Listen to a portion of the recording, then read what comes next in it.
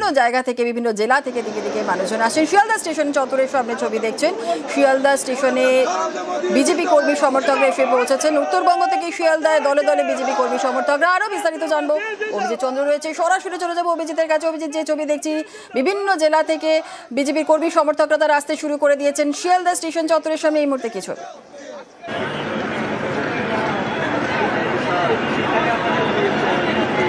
জুনেলা, শিয়ালদা স্টেশনে সকাল থেকেই সাজো সাজো রব এবং বলা যেতে পারে উত্তরবঙ্গের বিভিন্ন জেলা থেকে, অর্থাৎ কোচবিহার, দার্জিলিং, জলপাইগুড়ি, আলিপুরদুয়ারের মতন জেলা থেকে দলে দলে বিজেপির কর্মী সমর্থকরা তারা এই শিয়ালদাহ স্টেশন চত্বরে এসে মিশছেন। এবং উত্তরবঙ্গের বিভিন্ন ট্রেন থেকে, অর্থাৎ দার্জিলিং মেল, সকাল থেকে দার্জিলিং মেল থেকে শুরু করে পদাতিক এক্সপ্রেস এখনো পর্যন্ত কাঞ্চনকন্যা ঢোকেনি, এবং বলাই গৌড় থেকে শুরু করে মালদা থেকে লোক আসছে বিভিন্ন জায়গা থেকে। উত্তরবঙ্গ বিজেপির সব থেকে শক্ত ঘাঁটি, এবং সেই উত্তরবঙ্গ থেকেই বিজেপির কর্মী সমর্থকরা তারা সকাল থেকেই ভিড় জমিয়েছেন এই শিয়ালদাহ স্টেশন চত্বরে। 2026-এর বিধানসভা ভোটের আগে আজকের এই ব্রিগেড সমাবেশ থেকে নরেন্দ্র মোদী কি বার্তা দেন সেটা অত্যন্ত গুরুত্বপূর্ণ। এবং যে উত্তরবঙ্গ 2016 সালে যখন এই পশ্চিমবঙ্গের বিধানসভা ভোটে বিজেপি মাত্র 6টি আসন পেয়েছিল, তার মধ্যে উত্তরবঙ্গই দিয়েছিল 4টি আসন। এবং এই 2021-এর বিধানসভা ভোটেও 77টি আসন পেয়েছিল বিজেপি। এবং সেই বিজেপি 26-এ এবার ক্ষমতা দখলের জন্য তারা আজকের এই ব্রিগেড সমাবেশকে পাখির চোখ করছেন। আপনার নাম? আমার নাম সুব্রত পাল। কোথা থেকে এসেছেন? কোচবিহার থেকে। কি শুনতে আসছেন? দেখুন, আমরা মাননীয় নরেন্দ্র মোদীজির কাছ থেকে যে পরিবর্তনের যে বার্তা, কি উনি মমতা ব্যানার্জির বিরুদ্ধে যে স্বৈরাচারী সরকারটা চলছে সেই একেবারেই অভিজিৎ,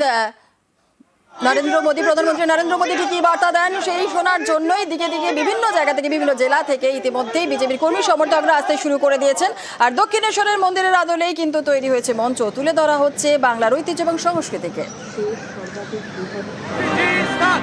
কখনো শ্রীরামকৃষ্ণ, মা শারদা, জয় শ্রীরামকৃষ্ণ দেব,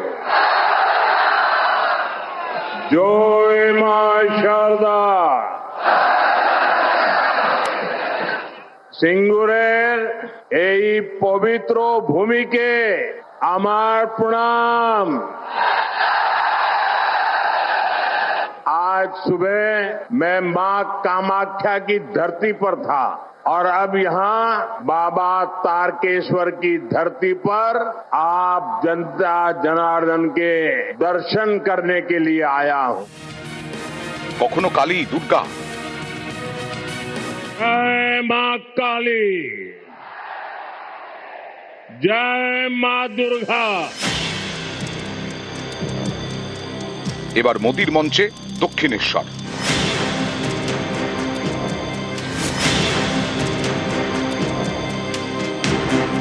শনিবার ব্রিগেডে নরেন্দ্র মোদীর সভা। দক্ষিণেশ্বর মন্দিরের আদলে ব্রিগেডে মোদীর মঞ্চ। ব্রিগেডে মঞ্চের ডান দিকে ফুটিয়ে তোলা হয়েছে বাংলার একাধিক শিল্প, ঐতিহ্যবাহী মন্দিরের ছবি। আনএক্সপেক্টেড লোকজন হবে। ভারতীয় জনতা পার্টির প্রচার এবং সাংগঠনিক টার্গেট 5 লাখ। আমার বিশ্বাস পেরিয়ে যাবে। যারা ট্রেনে আসবেন মূলত উত্তরবঙ্গ, 1 লক্ষের বেশি লোক চলে আসবে। মিশন 26, ভোট ঘোষণা হওয়া সময়ের অপেক্ষা। আর কয়েকদিন পরেই রায় দেবে বাংলা। বাংলা জিততে বাঙালির মন জিততে হবে, তাই দক্ষিণেশ্বর মন্দিরের আদলে ব্রিগেডে মোদীর মঞ্চ, যাতে বাঙালি আবেগ ছোঁয়া যায়, আবার একই সঙ্গে হিন্দু ভাবাবেগে উস্কে দেওয়া যায়। কলকাতায় বেড়াতে এসে কোথায় যান? রামকৃষ্ণদেবকে খুঁজতে, সেজন্যই ওটা করা হয়।